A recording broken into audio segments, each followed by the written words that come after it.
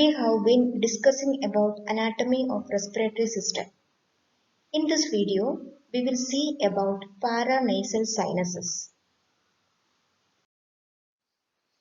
What are paranasal sinuses?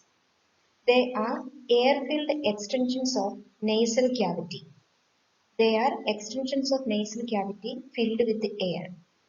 There are four paired sinuses.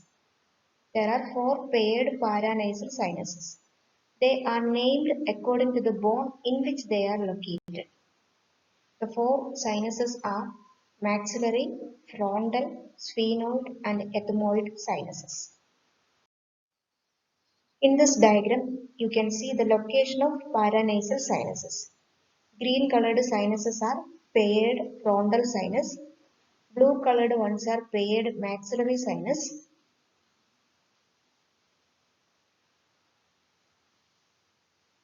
This is ethmoid sinus. And in this picture, you can see the sphenoid sinuses. Frontal sinuses in frontal bone, maxillary sinus on either side of the nasal cavity in the maxillary bone, ethmoid sinuses within the ethmoid bone, and sphenoid sinuses in the sphenoid bone. What are the functions of paranasal sinuses? They serve four functions. Lighten the weight of the head. Second, support immune defense of nasal cavity. Third, humidify inspired air. For increased resonance of voice. These are the four functions of paranasal sinuses. Each sinus is lined by a ciliated pseudostratified epithelium with the mucus secreting globular cells. It is similar to respiratory epithelium. First, about frontal sinuses. There are two frontal sinuses. They are located within the frontal bone of the skull. They are the most superior of the paranasal sinuses. This is the frontal bone and the frontal sinus on either side. They are the superiormost of all paranasal sinuses. You can see the shape. It is triangular in shape.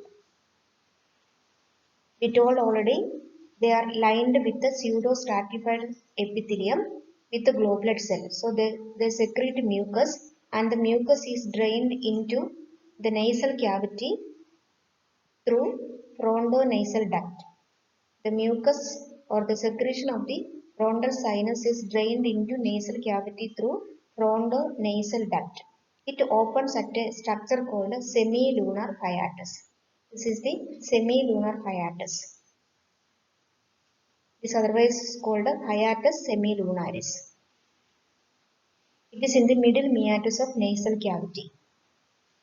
The nerve supply is from supraorbital nerve, which is a branch of ophthalmic nerve.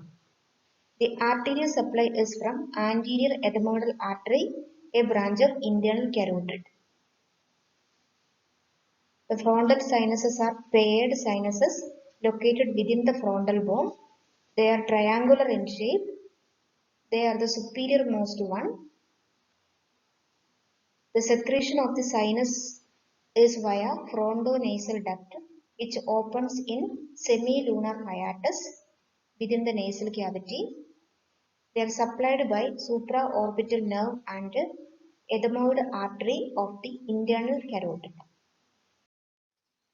The second sinuses are sphenoid sinuses.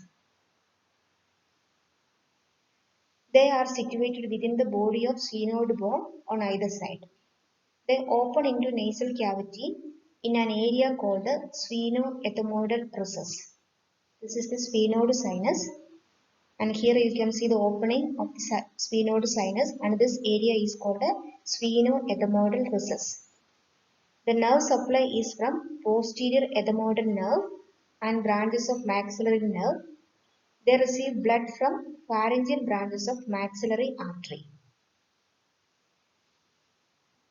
The paired sphenoid sinuses are situated in the sphenoid bone. They open into the nasal cavity in an area called sphenoethmoidal recess. The nerve supply is from posterior ethmoidal nerve and branches of maxillary nerve, Arterial supply is from pharyngeal branches of maxillary artery. Sphenoid sinuses have a clinical relevance. The sphenoid bone shares close anatomical relationship with the pituitary gland. There is close relationship between sphenoid bone and pituitary gland. This is a sphenoid bone, this is a sphenoid sinus, and close to the sphenoid sinus, the pituitary gland is situated. This is the area where pituitary gland is seen. So, pituitary can be accessed surgically by passing instruments through sphenoid bone and the sinus. That surgery is called a transsphenoidal surgery without having any incision in the head.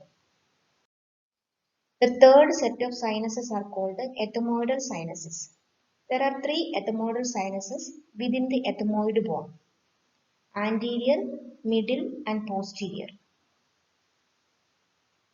These are ethmoid sinuses on both sides of the nasal cavity. The anterior sinus opens into hiatus hemilunaris. The anterior ethmoid sinus opens into hiatus hemilunaris. The middle sinus opens into a structure called ethmoid bulla. The middle ethmoid sinus opens at the ethmoid bulla in the middle meatus. The posterior sinus opens into the lateral wall of superior meatus. There are three ethmoidal sinuses: anterior, middle, and posterior. They are innervated by ethmoid branches of nasociliary nerve and maxillary nerve. They are supplied by anterior-posterior ethmoidal arteries. The fourth and the last pair of sinuses are called the maxillary sinus. They are the largest sinuses. This is the maxillary sinus. They are the largest sinuses. They are located laterally or to the nasal cavity. They are located on either side of the nasal cavity. They drain into the nasal cavity at the same structure called a hiatus semilunaris in the middle meatus.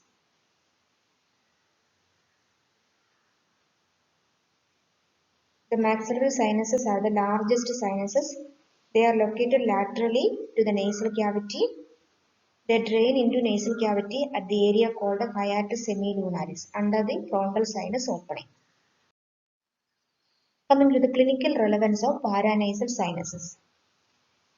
The paranasal sinuses we have seen already, it is a continuation of nasal cavity. So, an upper respiratory infection can spread to any of these sinuses. The infection of the sinuses can cause inflammation of the mucosa and it is called a sinusitis. Inflammation of a single sinus is called a sinusitis. If more than one sinus is affected, it is called a pansinusitis. So these are normal sinuses, frontal, ethmoid and maxillary. When it is inflamed, that is called a sinusitis, which creates pain and swelling. When more than one sinus is affected, it is called a pansinusitis. We have come to the end of this discussion. Thanks for your patient watching. It is made as simple as possible for your exam. So please subscribe and share. Thank you.